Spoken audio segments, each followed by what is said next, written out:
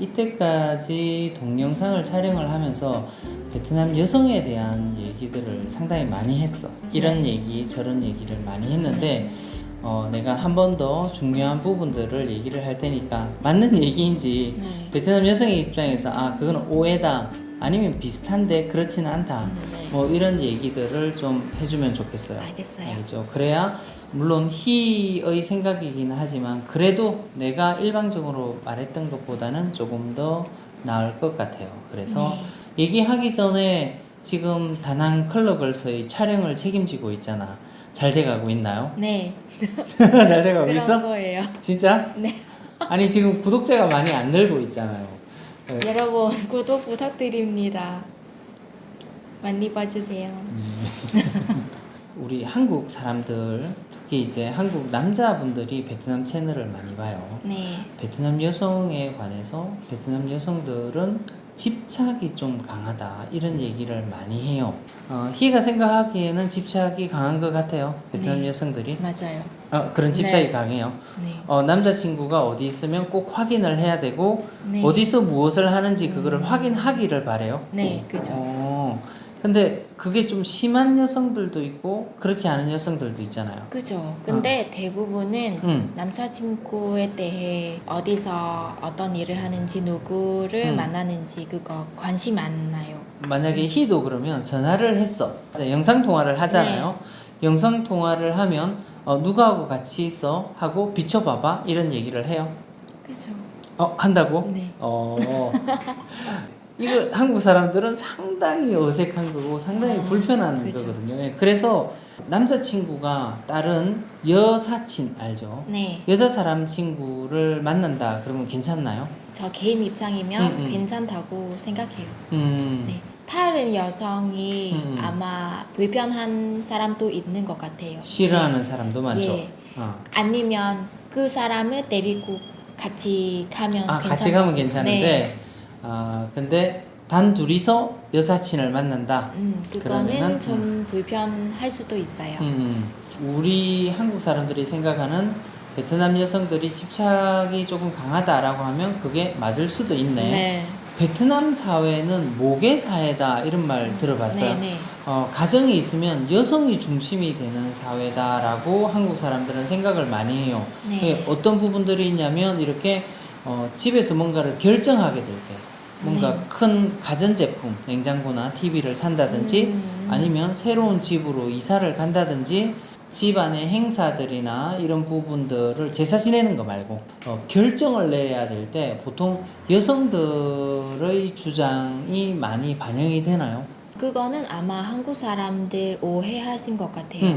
뭐 텔레비전이나 냉장고 아니면 집안이 새로운 거 살 때는 보통 여자들이 결정하는 거 맞아요. 그런데 남편은 의견이 중요하지 않은 건 아니에요. 왜냐하면 베트남 사회에 남자는 밖에 나가서 돈 벌고 여자는 집안일, 가족을 돌보는 책임을 지고 있어요.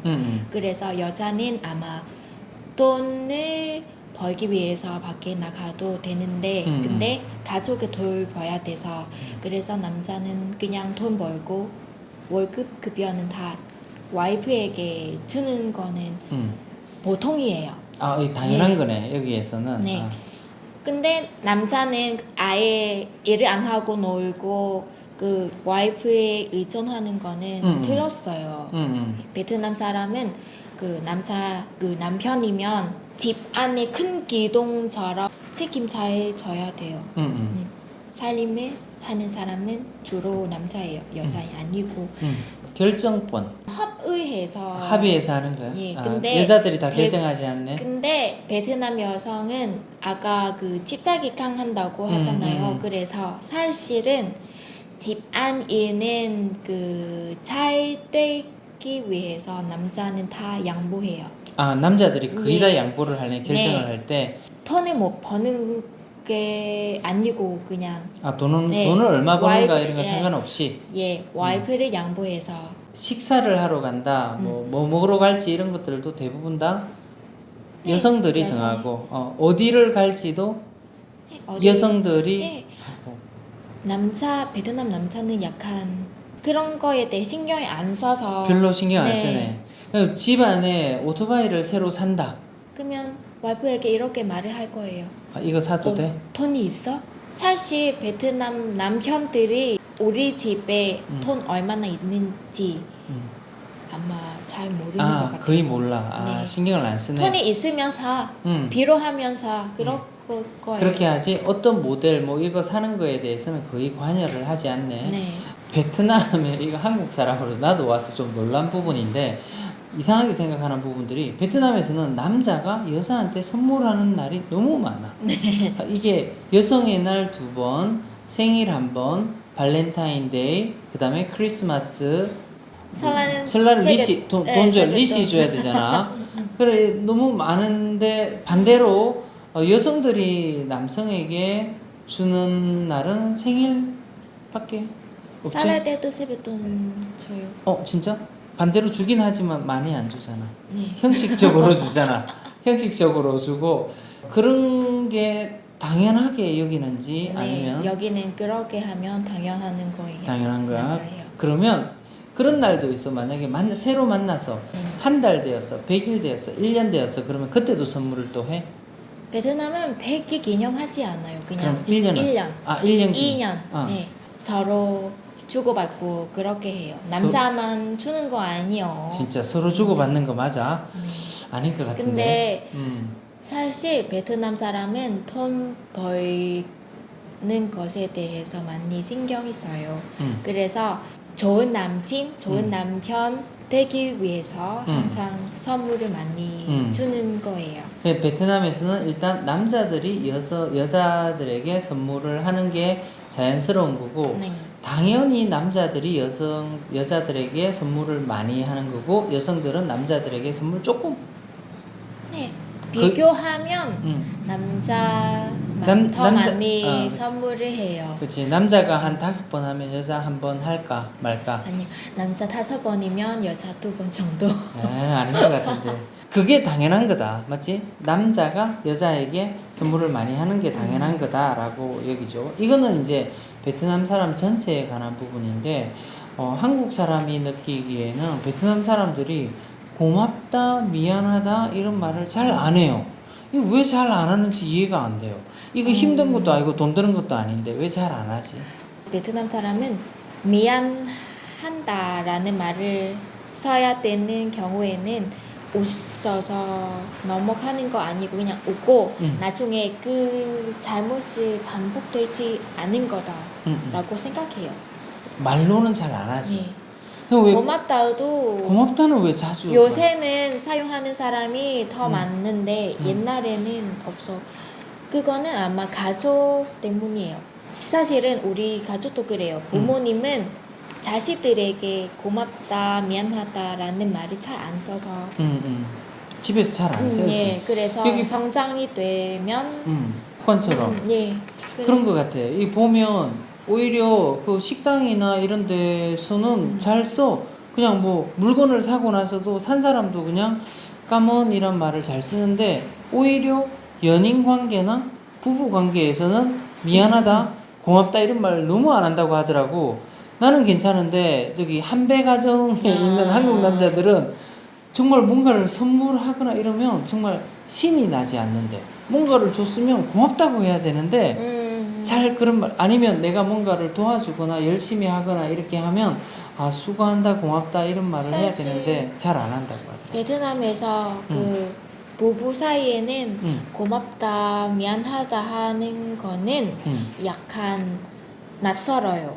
그러면 안 하는 게 정상이야. 네. 안 하는 게 정상이랍니다. 안 하는 게.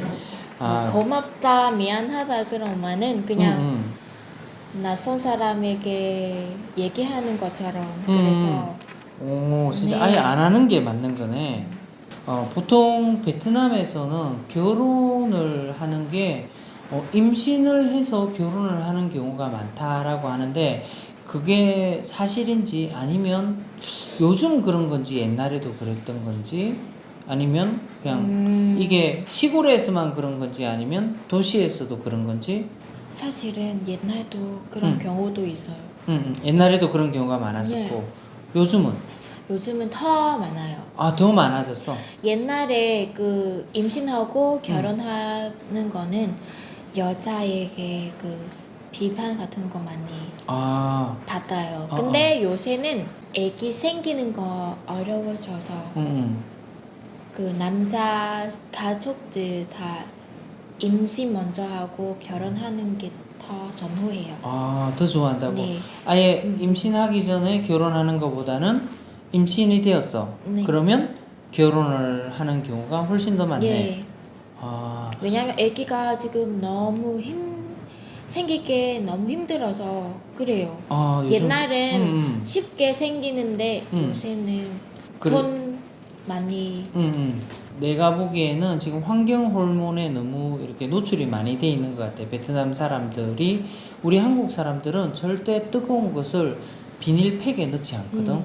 근데 베트남 사람들이 배달 음식을 보게 되면 배달되어 오는 뜨거운 음식을 또 그냥 비닐봉지에 넣어 가지고 와. 그러면 한국 사람들은 그 환경 호르몬이 많이 나온다고 네. 생각해. 그게 자주 먹고 그게 많이 노출되게 되면 건강에도 불임에 영향을 미쳐. 네.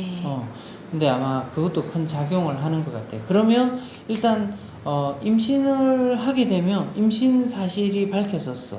그러면 그냥 결혼을 하는 거야. 그러면 네. 양가에 얘기하고 네. 나 임신했다. 결혼한 날짜 바로 잡고 바로 잡고. 예. 그럼 바로 결혼 진행할 거예요. 그럼 임신 사실을 알면 한 3개월 내에는 네. 다 결혼을 하네. 네. 근데 급히 할 거예요. 한국 사람으로서 그것도 좀 신기하기도 해. 우리는 한국 사람은 결혼하려면 결혼식장도 잡아야 되고 뭔가 준비할 것이 많아. 그럼 돈도 또 많이 필요하니까. 그런데 결혼을 해야 된다 그러면 베트남 사람들은 돈 걱정 안 해. 결혼식 걱정 이런 거 안 걱정도 해. 있어요. 근데 한국 사람은 항상 베트남 사람에 대해 뭐 저축이나 돈 아껴 쓰는 거 아예 안 한다고 생각하잖아요. 그렇지, 근데 그런 생각 베트남 많이 사람도 저축해요. 아, 저축해? 저축해요. 진짜? 그래서 결혼은 이렇게 진행할 거예요. 웨딩 저요, 아니면 반지, 웨딩 반지, 예물, 그리고 웨딩 드레스, 메이크업 그런 거는 아마 1억 동 정도 들고 신랑 신부 저축한 돈으로 하는 거고. 근데 웨딩 식장 예식장. 예식장 하는 거는 손님이 올 때는 그 주의금 내는 거잖아요. 그 돈으로 다시 내는 거예요. 그러면 이제 그래서 결혼하는 거는 그렇게 돈이 많이 들진 예, 않네. 그죠. 힘든 일이 아니에요. 그리고 부모님, 양측 부모님 다 있잖아요. 그래서 부모님도 도와주고. 네. 정 돈이 없으면 돈 좀 빌려가지고. 네. 결혼하게 되면 부모님이 돈 많으면 좋은 데 줘요. 사고. 예, 줘요. 부모님이 아예 대주시기도 네, 하고. 환경은 베트남에서 그냥 임신을 했다라고 하게 되면 그냥 결혼하는 데는 문제가 없다, 그지? 네. 임신이 안 돼서 문제네, 오히려. 예. 요새는 그렇게 바뀌었어요. 그 다음에 이거는 좀 민감한 문제이긴 하지만 베트남은 이혼을 많이 한다 이런 생각을 해. 근데 우리나라도 이혼 요즘 많이 하기는 엄청 네. 많이 해. 여기 와서 보게 되면 젊은 나이에 이혼을 많이 해. 우리는 그렇게 젊은 나이에 이혼이 많지는 네. 않거든. 왜 이렇게 젊은 나이에 이혼을 하고 또 이혼을 한번 하고 나서는 결혼을 내가 보기에는 잘 안 하는 것 같아. 재혼. 그 왜 그런지. 있어요. 있긴 있지. 있긴 예. 있는데 많이 없어. 남자는 다 재혼할 거예요. 남자들은 재혼을 많이 네, 해? 다 재혼할 것 같은데 여자는 애기 있으면 애기에 생각해 주니까 재혼하는 게 좀 힘든 것 같아서 안 해요. 근데 왜 이렇게 이혼 많이 해 요즘? 그래서 제 생각에는 아마 둘이 잘 양보하지 않고 그냥 싸울 때는 막 싸우고 점점 사랑이 깨지고. 네. 근데 이혼할 때 부모님 생각도 하게 되지 않나? 네, 사실 부모님, 양가 부모님은 다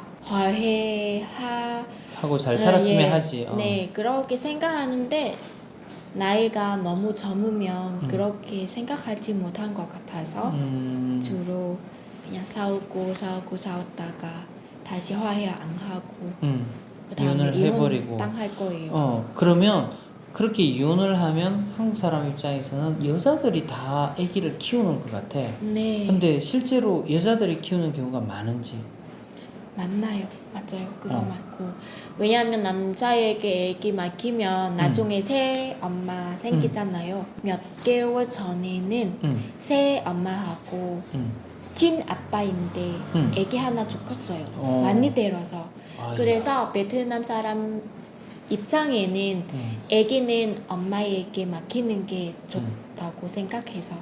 그런데 이제 남편 집이 조금 부자거나 하게 되면 그 남편의 엄마 아빠 시부모님은 아들이 있으면 아들은 또 남자 쪽에서 딸이 상관없고 친 할아버지 할머니 돈 많으면 항상 자식들은 조가는 데리고 자식들 가려고 하네. 키우고 싶은데 그런데 아빠는 나중에 아마 다시 장가가고 싶어서. 네.